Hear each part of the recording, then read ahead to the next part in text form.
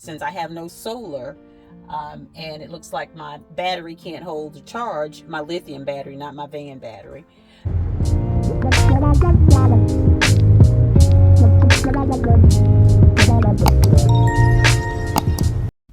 What's up, beautiful people? Welcome back to my channel. I am Tracey, and the name of the channel, of course, is Liberated Serenity. I'm a 50-plus solo married van lifer who's traveling these U.S. country streets, exploring the world because that's my birthright. Y'all, not even a week into my cross-country trip, my daggone solar system loses its god-darn mind. And y'all know my solar system is my electrical. Yeah. Can you say blackout?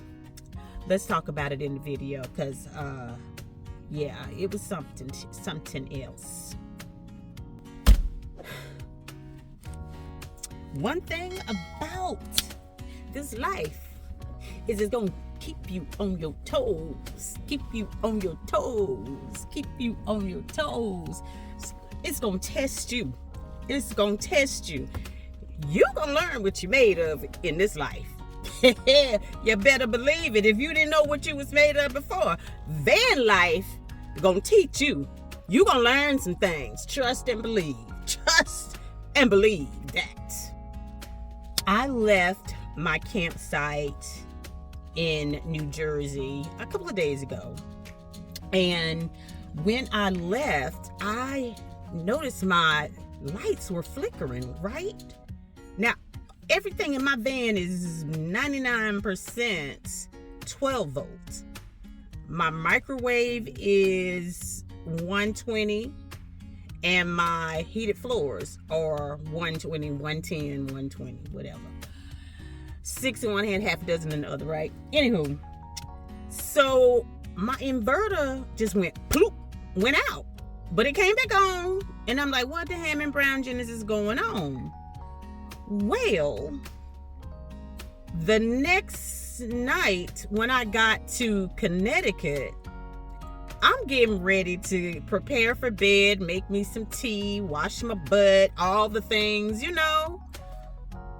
I go to heat some water up in my little tea kettle, and pitch black. Okay, I wasn't even thinking about recording because I'm trying to get my life together. So I don't know how other people do that when stuff be happening to them, but that ain't me. I be trying to get myself together. Okay, so y'all ain't gonna see any of that. I'm just gonna tell you the story. Anywho,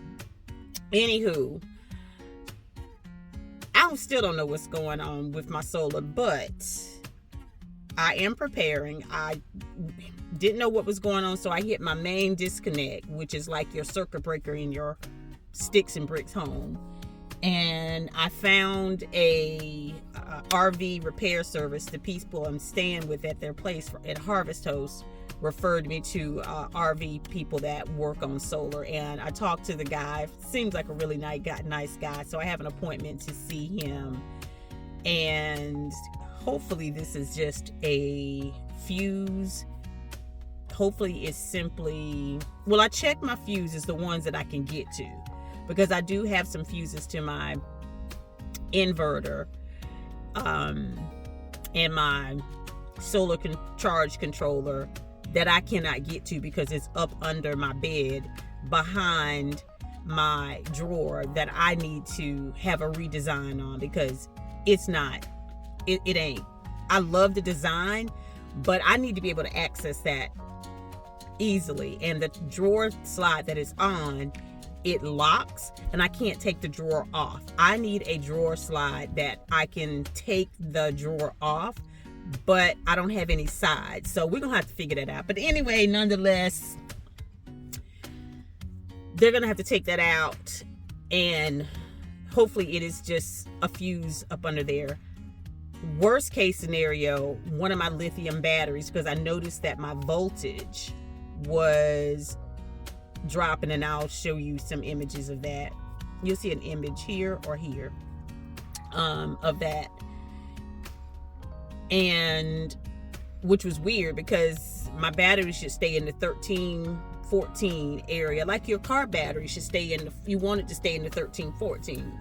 And mine was dropping to like 12 something. I'm like, what the Hammond Brown Genesis is going on? Now, mind you, y'all, this doggone solar system cost a grip, okay? Because I was like, I don't want to play around with my electrical and my solar, because I want to make sure that I have access to everything that I have at home, and make sure that I have the safety that I need, the comfort that I want, okay? So I'm looking at this system like, what the Hammond Brown Genesis is going on? Wasn't nothing sponsored given to me. I spent a grip on this, not just on the products, but also on the installation. I will say that the installer was very helpful. I was able to text him and ask him my questions and whatnot, and help me out. But he ain't in where I'm at, so it ain't like I can just drive over to him. So I could, and he fixed the situation. So come with me, and let me show you how I prepared for a situation like this.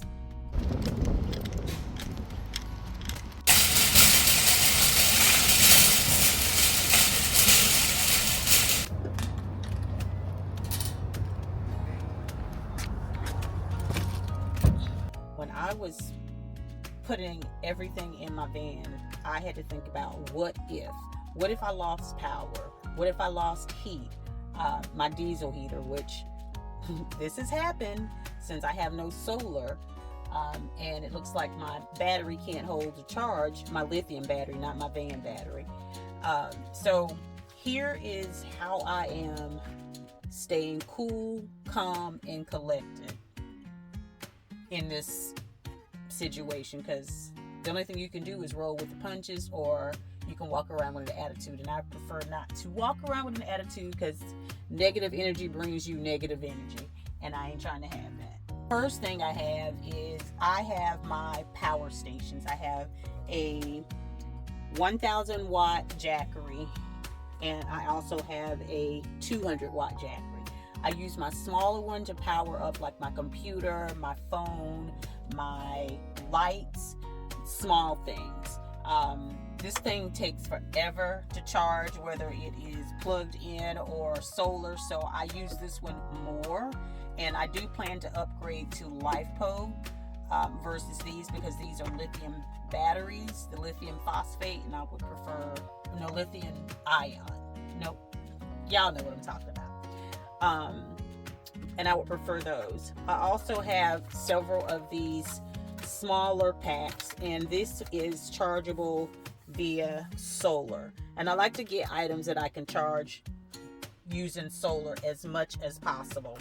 And this has ways for me to, I don't know if you can see this, I don't have an iPad, but if I had an iPad, or if somebody was with me, we could charge an iPad. It has the, I don't know if you can see this, it has the C, it also has the A, and then it also has, I'm not sure what that is, I guess it would be USB, but we could charge multiple items with this little carry, and it also has a light on it, and it is a hand generator. And it also has USB here to charge. Not going to turn it on because I need to save my power. Now the thing about my Jackeries is I can charge something with a 110. So if I want to use my water teapot, I could use that. I could charge anything with USB, and this is how I charge it. This one, the bigger one, sorry, I have to go backwards, but the bigger one, if I'm not mistaken, I can also charge USB-C on this one. I don't like that one doesn't allow me to do USB-C, but I can charge USB-C on here, and also DC outlets. The other thing I wanted to think about was lighting. So I have different types of light. I usually use this one when I'm out at my picnic table, or if I'm sitting by the fire. I usually have that one out there with me. Put this down. I have these little lights that I used to actually have installed in my RV. These are chargeable. with USB-C ports. And most of everything is chargeable. So I have 2 of these. I also have 2 of these. This is chargeable by solar. And the light this is the light that you see now on that one. Because I don't have any lights, so I am recording this for you guys in the midst of an emergency, because I want you to see real life. Now I do have this one I'm gonna do a review on this one, but this one has died, and I forgot the charger. Can't believe I forgot the charger, but my husband is gonna ship it to me. I do like that one, but it dies really fast from what I can tell. But again, a review is coming up on that. Also, I have a little butane heater that I could just sit on the floor, and it's called the Cupid. Let me take it out. I have never used it. So this will be my first time using it if I have to. But that's what it looks like. And it has a little stand where it actually can stand on the floor. So I'm hoping it won't get cold enough tonight where I'll need it. Should be okay. Then I have my butane. I also use this butane for my little, and I keep these all in my stowaway cargo, my outdoor cargo.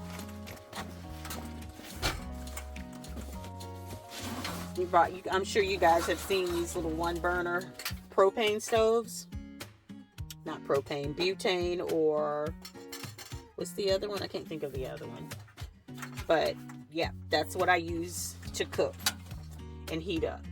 The other thing that I do, even though I have water in my 46-gallon water tank, I went and bought some water, a couple of gallons of water, just in case, because my water pump is also 12 volts, so I can't access my water. And I have tons of drinking water. I don't know when this video is probably gonna go up before my next video that shows me doing some shopping, but I do have water. And I also make sure that I have easily accessible type foods that are easy to cook. Like I have apples, I have bananas, I have yogurt, I have oatmeal, not instant oatmeal, but I have oatmeal that I can actually cook. I have grits, I have bread. I keep things on hand that I'm going to be able to sustain myself until I can get this fixed. So hopefully I won't have any major reasons to not be able to use my stove and power after we get this fixed. And I think it's just I think one of my lithium batteries died, and I'm hoping it's just a fuse or something. So yeah, I'm sure there are some other things that I could possibly add to my preparedness kit. Now I do have like my safety radio and things like that, but this is just for like a couple of nights of having to get through a few things while something is being repaired. If it was something that was long term, I would go stay in a hotel and do what I got to do if necessary. Prayerfully, the funds will be there.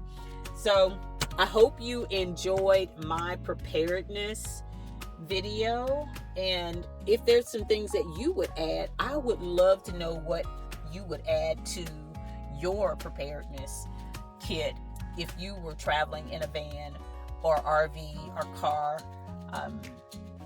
whatnot. All right, thank you so much for being here with me.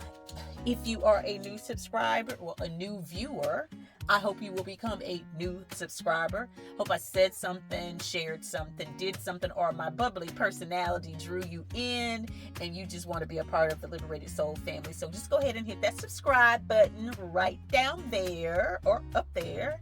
And also set your notifications so you'll know when I load my next video. If you're an OG, thank you so very much for your continued support. It means more than you know.